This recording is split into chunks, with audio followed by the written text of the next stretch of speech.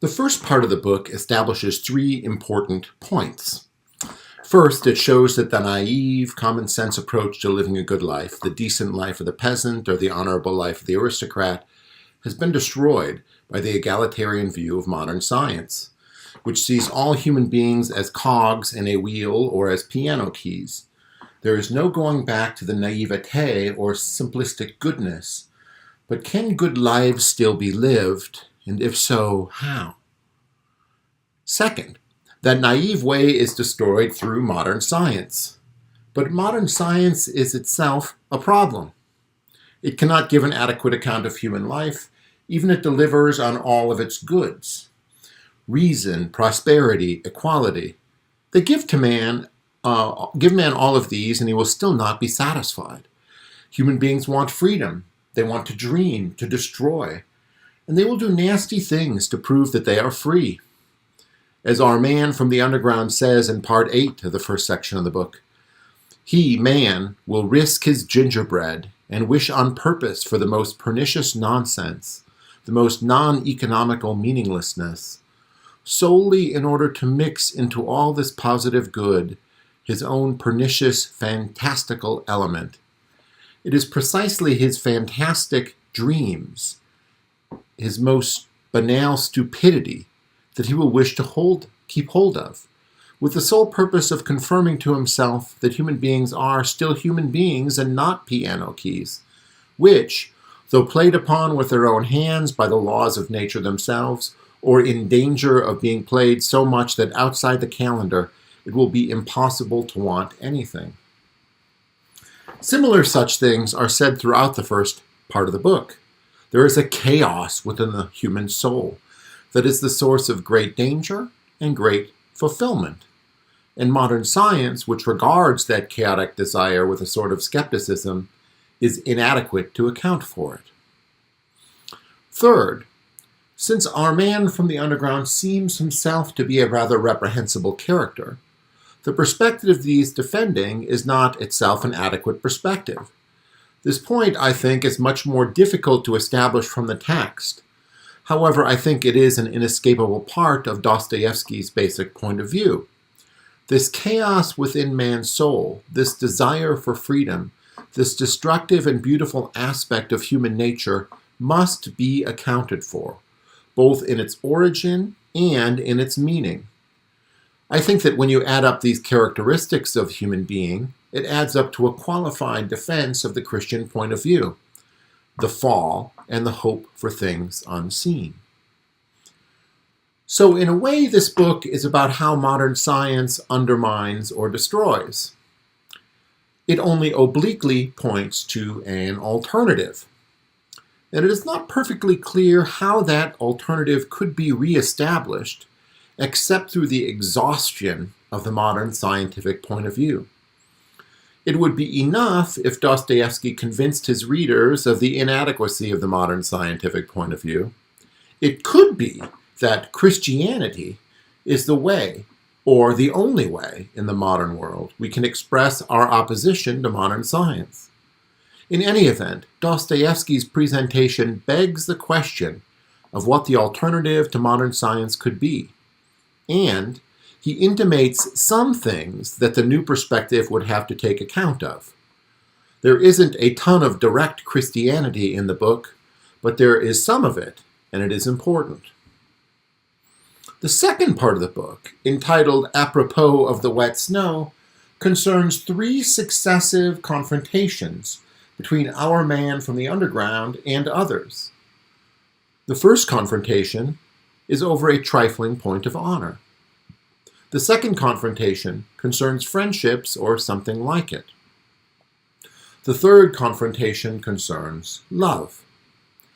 In all three cases, our man from the underground demonstrates that he is both cowardly and so fiercely independent that he is incapable of living up to what a good human being, what a decent human being, in his day or in any day would be. It is as if he has rejected the standards of his day, so he entertains bizarro standards. What is opposite of today is good. This rest of the video will cover the first and second confrontations, while the next video will concern the confrontation over love. Let us turn to the first confrontation over honor. This is the confrontation found in the first chapter of the second half of the book. After describing his solitary life, including, I think, the fact that he spends his sexual energy masturbating, our man from the underground imagines a duel with a particular soldier over a game of billiards. But he backs down. He composes and hopes to expose the soldier in order to insult him, but no one will publish this expose that he has written. He writes an angry letter to the soldier, but our man from the underground will not send it.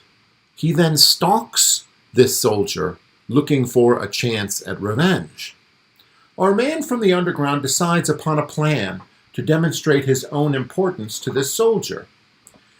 Our man from the underground will bump into the soldier on the street. That will learn him. In order to demonstrate that he has sufficient courage to stand up for himself and to insult others. Over the course of days, he tries to build up the courage to bump into the soldier. And finally, he closes his eyes and bumps into the soldier's shoulder.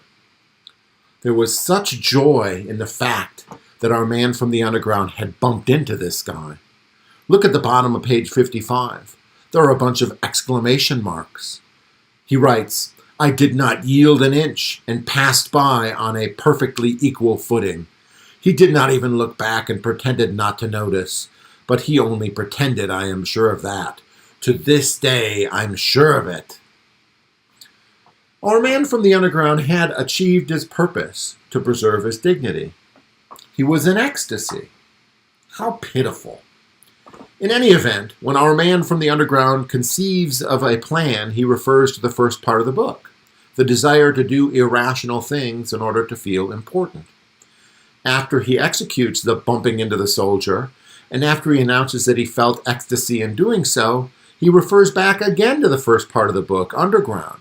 This is a quintessential action of honor in order to feel free and independent. Protecting his honor demanded a rather pitiful expression of independence and hostility. Our man from the underground concludes this episode by saying that he would consider repentance for his actions, but then he drives away the idea. He had, he says, afterward moments of faith, hope, love, as he says near the beginning of the second chapter, and he blindly believes that some inner miracle had interceded to make him happy in this incident. He would experience love, even fantastical love, but he was incapable of living that way in a sustained way. He had too much belief in his own significance to continue entertaining thoughts of hope, faith, and love. So, he leaves those values behind and begins the second episode, the second confrontation. The second confrontation is presented in chapters 2 through 5. It concerns friendship. Our man from the underground is in touch with an old schoolfellow, and he hears that another of their schoolfellows, a successful military man, is being transferred out of the area. Friends of this future transferee are planning a dinner for him.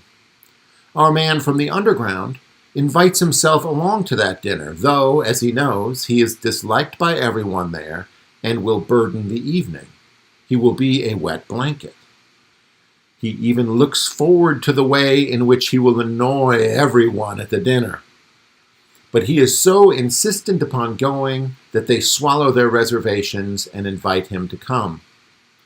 Our man from the underground proceeds to ruin the dinner. Now it is clear that these school friends of our man from the underground are respectable men of the 19th century. They are men of modern science and modern politeness. They worship success. They regard rank as intelligence.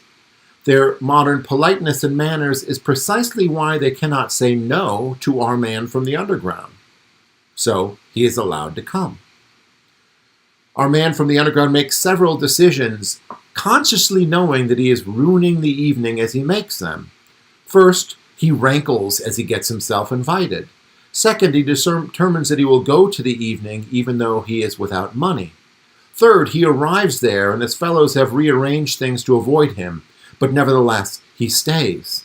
Fourth, he ruins the evening through his obstinate intrusions into their light-hearted conversations. As you read it, it is indeed cringeworthy. This is a man incapable of what it takes to be a friend or to have a friend.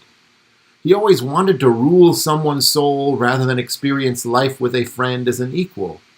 He has no ties and no acquaintances. And this episode with his schoolfellows shows us why no right-thinking person would be a friend to our man from the underground. The dinner with his schoolfellows ends with him challenging one of them to a duel, and the man busting out of his company and heading, or so our man from the underground thinks, to a brothel. Our man from the underground arrives at the brothel and is introduced at the end of part 5 to a fresh, innocent, simple-hearted woman. This is the entree to the next confrontation, the temptations he senses over love, that we will discuss in some detail in the next video. Let me just return to the big theme.